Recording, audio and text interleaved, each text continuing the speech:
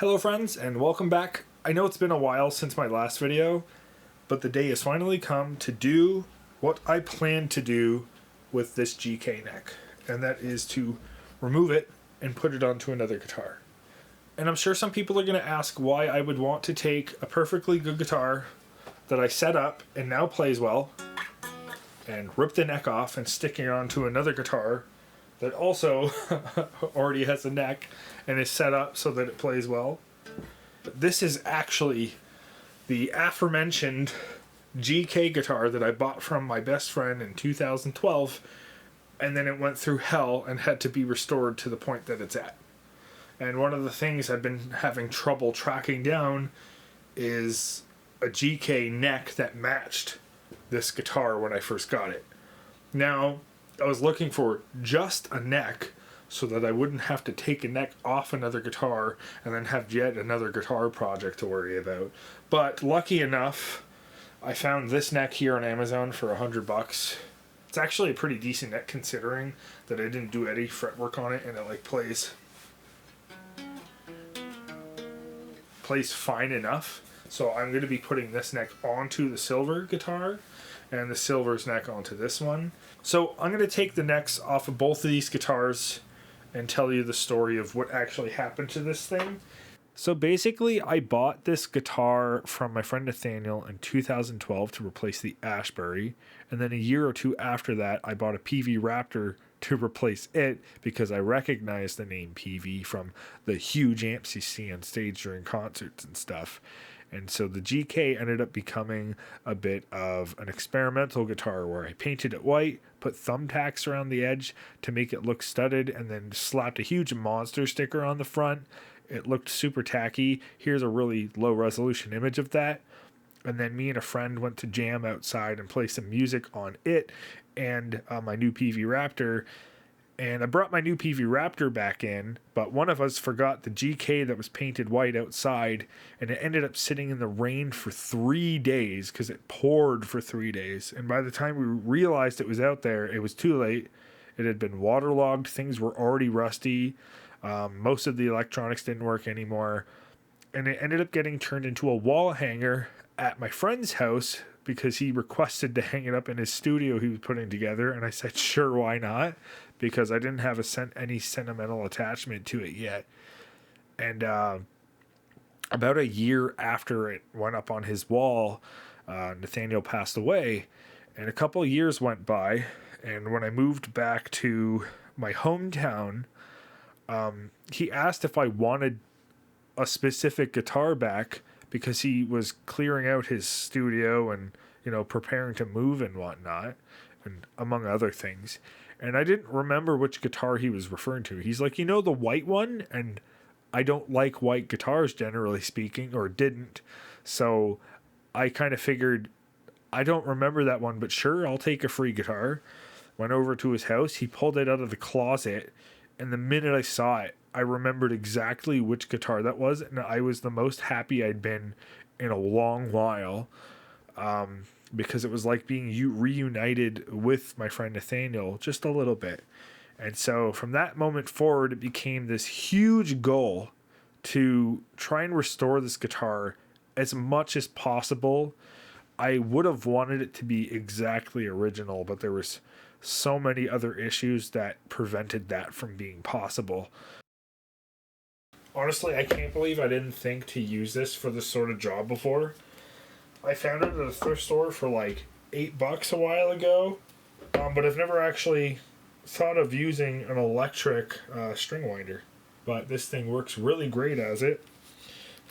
Currently, I have a 17 on here. But yeah, this thing it's fairly loud, but it's a lot quieter than I expected it to be. It seems a lot quieter when I'm watching a video in the back. Now I'm at the point where I get to put an original GK neck on it and make it feel at least more original than it did yesterday. So pretty happy about that. But that's basically the story. I was a dumb 18-year-old when it all started, and I would never make a mistake like that ever again, and definitely would not paint a guitar white unless it actually suited the look of it. I've put a few different necks on this guitar before, and one of the issues that always happens is that the necks are too loose. This one actually slides in pretty well here, but that's because it's too loose.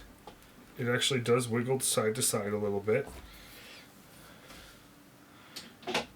And like I said, that's basically what happens on all necks. This one, however, if I try to push it in, it won't go in. But if I put it right above where it needs to go, it slides in nice and tight, and actually the body lifts when I pull the neck up. Oh my god, the body lifts like completely. My hand's right under it. It's an absolutely perfect fit. And that blows my mind. But one thing I have to test before I really go through with anything. In reality, I'm not going to know for sure until I have the holes plugged and re-drilled, and I got the neck bolted on and strings on to know for a fact that it lines up properly. But based on some of the measurements that I took and whatnot, everything looks pretty close to the way it was with the other neck on it. Oh my god, I totally forgot to hit record. I went through the whole process of measuring the size of the dowel that I found and scraping the finish that was on it off, then finding a matching drill bit, drilling the holes out very carefully and professionally. Like, I did everything correctly and it turned out really, really, really good. But apparently I'd forgotten to press the record button on my camera because there isn't a big obvious red light to tell me it's recording on the top. It's on the face, but it's facing down right now. Anyways, I gotta let that dry for a couple hours before I flush trim them and drill the new holes for the new body it's going on. And until then, I'm gonna go work on some animation projects and listen to some music.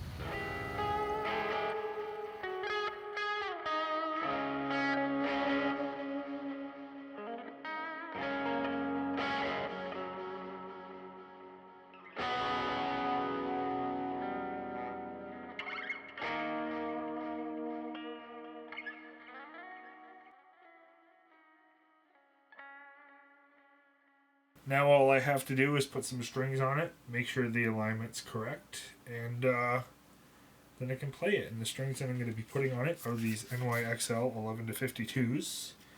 I will not be giving you the player circle code because I need free strings. And I say that because I have bought so many packs of strings in the last 2 years that's not a string pack, that I've actually spent probably well over a couple $100 on strings in the last 2 years.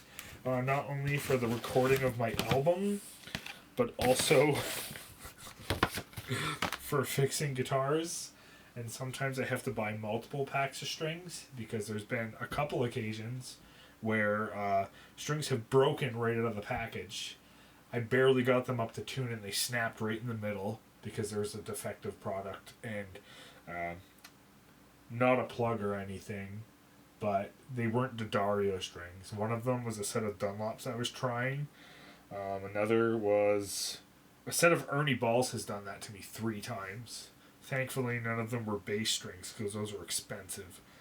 Up until I started recording and writing for Control, which is the album I released in October, I changed my strings twice in my life. I started playing guitar at 18, and I only put new strings on my guitar for the first time in 2018, which was a long time later. Basically, I never changed strings. I didn't know that was a thing you had to do for a very, very, very long time. So until 2018, I'd never changed a set of strings before. I'm editing this video right now, and it turns out that that was a complete lie, because I had forgotten that when I bought this guitar back in like 2013, potentially 2014, it had no strings on it. In fact, it was missing a lot of its components. I did a video about this guitar in 2022 or something. It was black, but I had since painted it pretty colors because I really like the way this looks.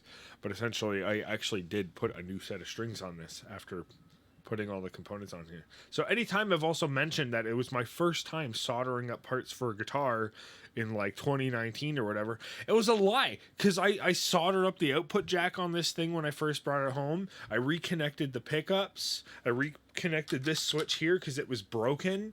I put a tuning machine on it. I restrung it. I glued the nut in. Like, I actually did a whole lot of my first times on this instrument, and I'd completely forgotten, because it was like during kind of an earlier time in my life where things were kind of difficult, and so I blocked a lot of that part of my life out. And the more I talk about these things, the more I remember things that I'd forgotten. Anyways, that's the tangent I wanted to go on. I was lying accidentally. This guitar is more important than I thought it was, I guess. Bye. Or back to the video. Sorry, 10 to 52s. I remembered incorrectly.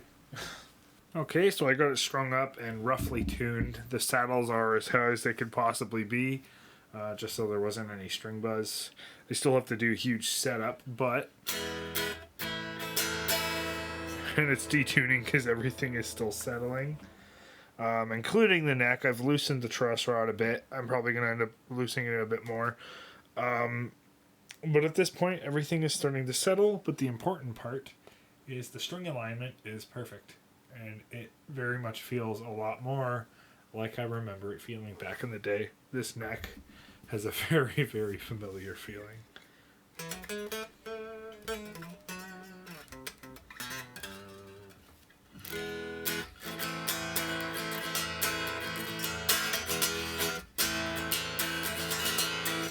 Yeah, everything's going out of tune because it's all still settling. The neck is doing its thing. The strings are doing their thing. But again, I'm just going to let this sit for a while, and I'll come back to it. I got some laundry and dishes to do, so I can go distract myself with that while this settles. It's been about 14 hours since I put the strings on here and tuned it up, and everything seems to be good now. I did the routine of stretching the strings slightly, checking the neck relief, playing it to make sure that there's no string buzz. I still have to check the intonation, but the action has been adjusted, and it's all good to go pretty much. I've already started recording some music with it to test it out truly in like a real-world scenario. But the two last things I need to do is just double checking the intonation, because the string gauge is different than it was before, but I also need to slap a whole bunch of stickers on it.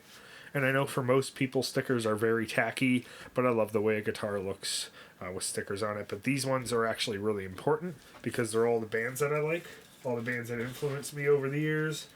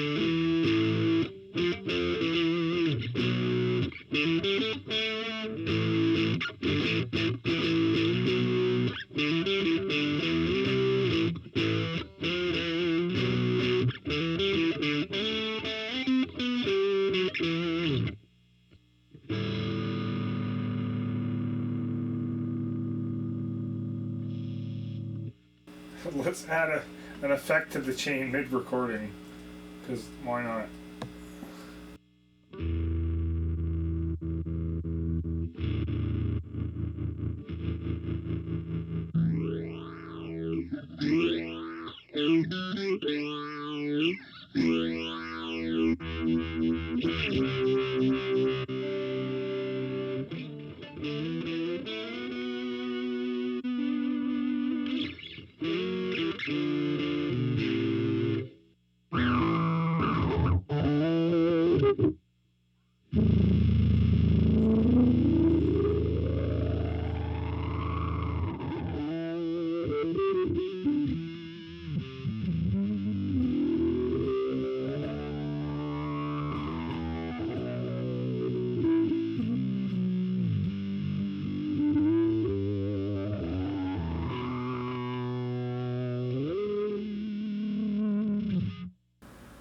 That's actually insanity. Holy fuck.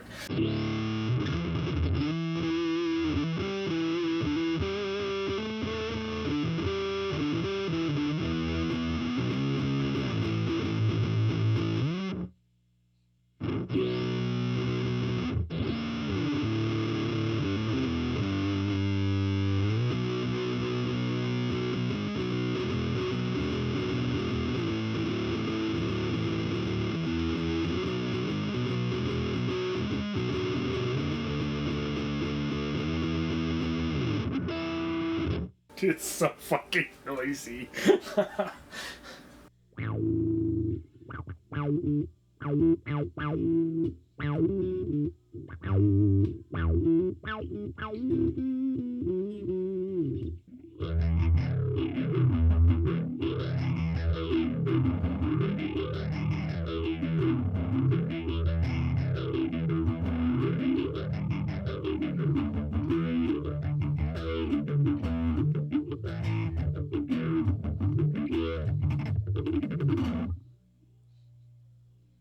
Oh, this thing? Next video.